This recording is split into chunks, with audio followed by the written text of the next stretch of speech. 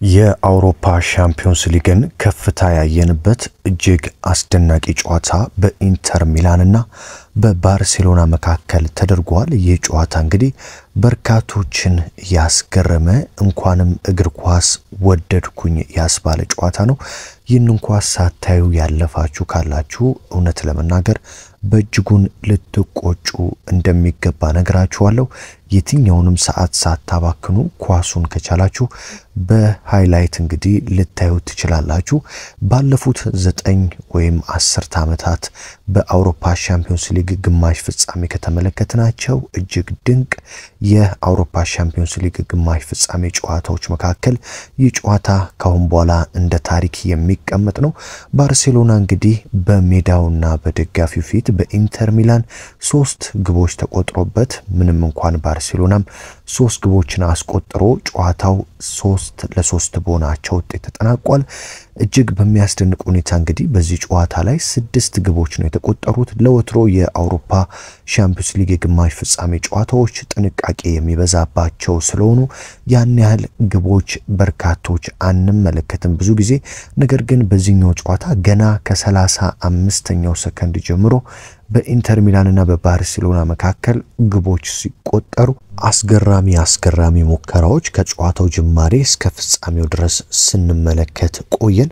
ባርሴሎና እንግዲህ ከካምፕ ኑ ስቴዲየም በጊዜያዊነት ወደ ስቴዲዮ ኦሎምፒኮ ካመራ በኋላ ይህንን ጨዋታ እንግዲህ ኢንተር ሚላንን በሜዳው ያሸንፋል ተብሎ ቅድመ ግምት ተሰጥቶት ነበር።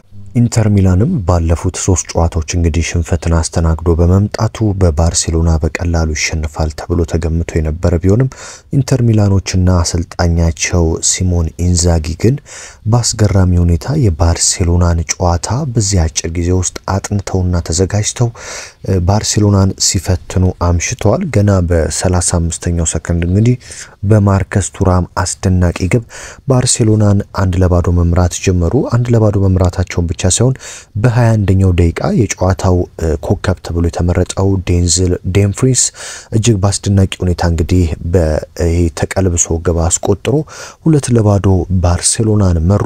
እዚህ ጋር ነው እንግዲህ ሁሉም ነገር ወደ ተአምር የተፈጠረው። የባርሴሎና ተጫዋቾች 2-0 በአውሮፓ ሻምፒዮንስ ሊግ ግማሽ ፍጻሜ ሲመሩ ይደነግጣሉ።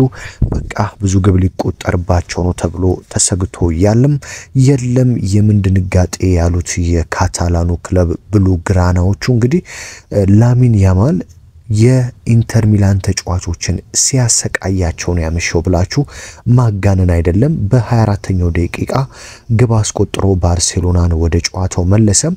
ስለ ላሚን ያማል ምን ተብሎ ምን ማንሳት ምን መተው ይቻላል? ይህ ተጫዋች ከቃላት በላይ የሆነ ተጫዋች ነው። ገና በ17 ዓመቱ በሜዳ ላይ የሚሰራቸው ስራዎች ትላንትና ምሽት የኢንተር ሚላኑን ተከላካይ ዲማርኮን እንግዲህ ሲያወዛግበው ወዲያ ሲያንገላታው አምሽቷል።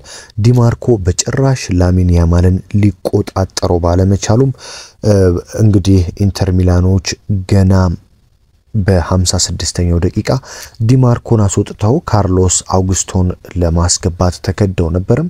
አሰልጣኙ የኢንተር ሚላን አሰልጣኝ ሲሞን ኢንዛጊም እንግዲህ ላሚን ያማልን ለመያዝ 3 እና 4 ተጫዋቾችን ሲጠቀሙም ተመልክተን ነበር። ባርሴሎናዎች እንግዲህ በላሚን ያማል አማካኝነት 2-1 ከሆኑ በኋላ በፌራን ቶሬስ አማካኝነት ገና ከረፍት ሳይወጡ የ2-0 ጨዋታ ወደ 2 አቻ በመቀየር ነበር ወደ መልበሻ ክፍል ያመሩት።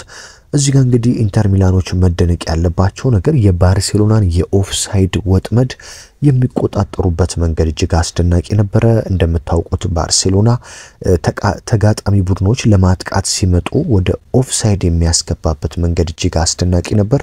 ኢንተር ሚላኖች ግን ይህንን አጥንተው በመምጣት ኳሶችን ቀጥታ ዳይሬክት ወደፊት ለፊት ከመቀባበል ይልቅ ሆሪዞንታል የሆኑ ኳሶች ወደ ጎንም ወደፊትም የሚሄዱ ቀጥታ ወደፊት ያልሆኑ ቀጥታም ወደ ጎን ያልሆኑ ነገር ግን ወደፊትና ወደ ጎን በኩል ሳት የሚሄዱ ኳሶችን እየተቀባበሉ የባርሴሎናን የኦፍሳይድ ትራፕ የኦፍሳይድ ወጥመድ እያለፉ ግብ ማስቆጠር ችሏል። በባርሴሎና ሜዳ ድረስ ሄደው እንግዲህ 3 ግብ ማስቆጠራቸውም ኢንተር ሚላኖች እጅግ የተሟሉ እንደዚሁም ደግሞ ለጨዋታው የተዘጋጁ ቡድን እንደነበሩ የተመለከትንበት ነው። ከረፍት በኋላም ዴንዝል ዴምፍሪስ አስደናቂ ግብ አስቆጥሮ ባርሴሎናን 3-2 መምራት ቢችሉም ራፊና አክርሮ የመታትን ኳስ የኢንተር ሚላኑ ግብ ጠባቂ ያን ሶመር በራሱ ላይ አስቆጥሮ ባርሴሎናዎች ወደ 3-3 መጥተዋል። ላሚን ያማል እንግዲህ ምንም አይነት እግር ኳስ ሳይንስ መሆኑን ሂሳብና ማትስና ፊዚክስ እንደሚሰራ ሰው በሜዳ ላይ ቁጥሮችን እየገመተ ይህ ኳስ እንዲበመታው እንዲሆናል ብሎ እየገመተ ሜዳ ላይ እያሳየ የሚገኘው ነገር አሁን በዓለም ላይ መነጋገሪያ የሆነና እጅን ባፍ ያስጫነ ነገር ነው ማለት ይቻላል። ላሚን ያማል እንደኔ እንደ ቪኒሲየስ ጁኒየር እንደ ኪሊያን ኢምፓፔ ያሉ ተጫዋቾችን ያስረሳል የሚል ግምት እንዲኖረኝ ትላንትና ምሽት ላይ አድርጓል። የኢንተር ሚላኑ አሰልጣኝ ሲሞኔ ኢንዛጊም ስለ ላሚን ያማል እንደዚህ ሲሉ ነው የተናገሩት። ባለፉት 8-9 ዓመታት እንደ ላሚን ያማል አይነት ተጫዋች በፍጹም አላየውም። ለሱ ብቻ 3 ተጫዋቾች አስፈልገውን ነበር ሲሉ እንግዲህ ሲሞኔ ኢንዛጊ ተናግረዋል። አክለውም ላሚን ያማል በየ50 ዓመቱ ልናየው የምንችለው ተሰጥኦ ነው ሲሉ የተናገሩ ሲሆን እጅግ አስደናቂ ተጫዋች ነው ሲሉ መስክረውለታል። በጨዋታው ተደስቻለሁ። ከዓለም ጠንካራ ቡድን ጋር ምርጥ ጨዋታ ነበር ያደረግነው፣ ነገር ግን አለማሸነፋችን አበሳጭቶኛል ሲሉ እንግዲህ ሲሞኔ ኢንዛጊ ተናግረዋል። በምሽቱ ጨዋታ የኢንተር ሚላኑ አጥቂ ላውታሮ ማርቲኔዝ ጉዳት ገጥሞታል። ታዲያ በመልሱ ጨዋታ የመድረሱ ጉዳይ አጠራጣሪ መሆኑን ነው ሲሞኔ ኢንዛጊ የተናገሩት።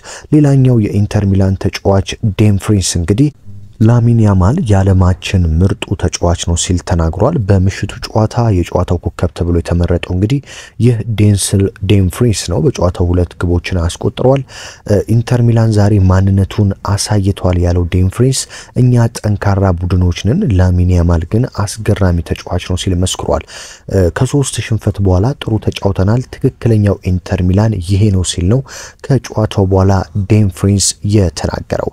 የኢንተር ሚላኑ ተጫዋች ባስቶኒ በበኩሉ አሁን ያለው ባርሴሎና የአውሮፓ ጠንካራው አጥቅቶ የሚጫወት ቡድን ነው፣ ላሚን ያማል ደግሞ የዓለማችን ምርጡ ተጫዋች ነው ሲል ምስክርነቱን ሰጥቷል። ይህ ስፔናዊው ተጫዋች ላሚን ያማል በአሁኑ ሰዓት የዓለምን ሕዝብ እያስደነቀ ሲገኝ በርካታ የቀድሞ እግር ኳስ ተጫዋቾች አሁንም እየተጫወቱ የሚገኙ ለምሳሌ የማንቸስተር ሲቲው ተጫዋች ኤርሊንግ ብራውት ሃላንድ በኢንስታግራም ገጹ ላይ የላሚን ያማልን ፎቶ ለጥፎ ምን አይነት ተጫዋች ነው ሲል አድናቆቱን ገልጾለታል። እንደዚሁም የቀድሞ የማንቸስተር ዩናይትድ ተጫዋች ሪዮ ፈርዲናንድ ላሚን ያማል በአሁኑ ሰዓት የዓለማችን ምርጡ ተጫዋች ነው ሲል እንግዲህ መስክሮለታል ማለት ነው። ላሚን ያማል በአሁኑ ሰዓት በርካቶችን በአሁኑ ሰዓት የሚገኘው የዓለማችን ምርጡ ተጫዋች ነው እያሉ ሲገኙ፣ አንዳንዶች ደግሞ የለም የዓለማችን ምርጡ ተጫዋች ኪሊያን ኢምፓፔ ነው እያሉ ይገኛሉ። በነገራችን ላይ የኢንተር ሚላኑ ተጫዋች ማርከስ ቱርሃም የመጀመሪያውን ግብ ያስቆጠረው ማለት ነው። ላሚን ያማል የዓለማችን ምርጡ ተጫዋች ነው ብለ ታስባለህ ወይ ተብሎ ሲጠየቅ የለም የዓለማችን ምርጡ ተጫዋቾች ፈረንሳዊያኑ ዴምቤሌና ኪሊያን ኢምፓፔ ናቸው ሲል ተናግሯል። እንግዲህ ማርከስ ቱራም ፈረንሳይ እንደሆነ ይታወቃል። ኪሊያን ኢምፓፔና ኡስማን ዴምቤሌም ፈረንሳዊ ናቸው። ታዲያ ላሚን ያማል የዓለማችን ምርጡ ተጫዋች ነው ወይ ተብሎ ሲጠየቅ ከጨዋታው በኋላ የኢንተር ሚላኑ አጥቂ አይደለም የዓለማችን ምርጥ ተጫዋቾች በአሁኑ ሰዓት ኪሊያን ኢምፓፔና ኡስማን ዴምቤሌ ናቸው ሲል ተናግሯል። እንግዲህ ከትላንት ምሽቱ ጨዋታ በኋላ የኦፕታ ሱፐር ኮምፒውተር የአውሮፓ ሻምፒዮንስ ሊግን ሊያሳኩ የሚችሉ ቡድኖችን ግምት አስቀምጧል። ከዚህ በፊት እንግዲህ አርሰናል ከፍተኛው ግምት የተሰጠው ቡድን ነበረ። ትላንትናና ዛሬ ከተደረጉ የግማሽ ፍጻሜ ጨዋታዎች በኋላ ግን የኦፕታ ሱፐር ኮምፒውተር የአውሮፓ ሻምፒዮንስ ሊግን አሁን ሊያነሱ ይችላሉ ብሎ ግምት የሰጣቸው እንደዚሁም ለፍጻሜ ይደርሳሉ ብሎ ግምት የሰጣቸው ቡድኖች እንደሚከተሉት ናቸው። አንደኛው ለፍጻሜ ይደርሳል ተብሎ የተገመተው ፓሪስ ሴን ጀርሜን 79% ነው። ዋንጫውን ለማንሳት ደግሞ 42% ግምት ተሰጥቶታል። በሁለተኛ በኩል ደግሞ ከባርሴሎና ጋር በባርሴሎና ሜዳ አቻ የወጣው ኢንተር ሚላን ሲሆን የፍጻሜ ጨዋታ የመድረስ 55% ተሰጥቶታል። እንደዚሁም ደግሞ የአውሮፓ ሻምፒዮንስ ሊግ ዋንጫን የማሳካት 26% ተሰጥቶታል ማለት ነው። በሶስተኛ ደረጃ የካታላኑ ክለብ ብሉግራናዎቹ ባርሴሎናዎች ለፍጻሜ የመድረስ 45% ሲሰጣቸው ዋንጫውን የማሳካት ደግሞ 21% ተሰጥቷቸዋል። በመጨረሻና በአራተኛ ደረጃ ላይ የተቀመጠው ደግሞ የሰሜን ለንደኑ ክለብ አርሰናል ሲሆን አርሰናል ፍጻሜ ለመድረስ 21% ሲያገኝ ዋንጫውን ለማሳካት ደግሞ 11% ብቻ በማግኘት አራተኛ ደረጃ ላይ ለመቀመጥ ተገዷል ማለት ነው። እንግዲህ የአርሰናልም ጨዋታ ልክ እንደ ኢንተር ሚላኑ የደርሶ መልሱ ጨዋታ ይጠበቃል። ምክንያቱም 1-0 የተጠናቀቀ ነው። ስለዚህ እጅግ ጠባብ ውጤት መሆኑን ተከትሎ በእግር ኳስ እንግዲህ ምንም ሊፈጠር ይችላል። ትላንት እንደተመለከታችሁት በርካቶች ባርሴሎና በቀላሉ ኢንተር ሚላንን ያሸንፋል ተብሎ የነበረ ቢሆንም ኢንተር ሚላን እንግዲህ በባርሴሎና ሜዳ ሄዶ 3 ግቦችን ማስቆጠር ችሏል። ስለዚህ አርሰናል ወደ ፓርክ ዴ ፕሪንስ ወደ ፈረንሳይ ተጉዞ ምን ያስመለክተናል? ፒኤስጂ ያልፋል ወይስ አርሰናል? ቀጣይ ሳምንት ኢንተር ሚላን ወይስ ባርሴሎና የሚለው የበርካቶች አጓጊ እና ደግሞ በጉጉት የሚጠበቅ እንዲሆን አድርጎታል። የዘንድሮ የአውሮፓ ሻምፒዮንስ ሊግ እኔ በግሌ እጅግ አስደሳች እጅግ አጓጊ ናቸው። ምክንያቱም ገና የመልሱን ጨዋታ እንድንጠብቅ ማን እንዳለፈ እንዳንወስን ያደረጉ በመሆናቸው አጓጊነታቸው ከፍ ያለና እኔ በግሌ እጅግ ወድጃቸዋለሁ። ለዛሬ የመወያያ ነጥብ እስኪ ላሚን ያማል የዓለማችን ምርጡ ተጫዋች ነው ብላችሁ ታስባላችሁ? ስለ ላሚን ያማል ብቃትስ ይህ የ17 ዓመት ታዳጊ ምን ታስባላችሁ? እንደነ ሊዮኔል ሜሲ እንደ ክርስቲያኖ ሮናልዶ እንዳሉ ተጫዋቾች በባርሴሎና ደምቆ ታሪክ ይጽፋል? ግምታችሁን ሐሳብ አስተያየታችሁን ኮሜንት ላይ አስቀምጡልኝ። ውድ አድማጭ ተመልካቾቼ ይህ ተወዳጁ የስፖርት ቻናላችን ነው። በጣም ባጭር ጊዜ ከሀገር ውስጥ ከሀገር ማዶ በርካታ ተወዳጅነትን እንደዚሁም ወዳጆችን አትርፏል። አሁንም አዲስ የሆናችሁ ካላችሁ ሰብስክራይብ በማድረግ በየዕለቱ ወሳኝ ስፖርታዊ ጥንክሮችን ማግኘት ትችላላችሁ። በሌላ መረጃና ጥንክር እስከምንገናኝ ሰላም ተመኛውላችሁ።